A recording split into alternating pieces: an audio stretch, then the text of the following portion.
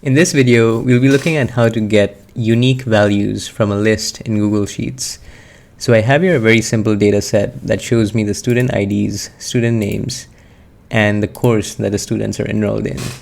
And essentially my goal here is to get the unique list of student IDs without any duplicates.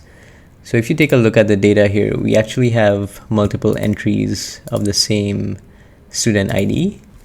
And so we don't want that. We just want the unique list of student IDs. So in order to do this in Google Sheets, you can use a function called unique.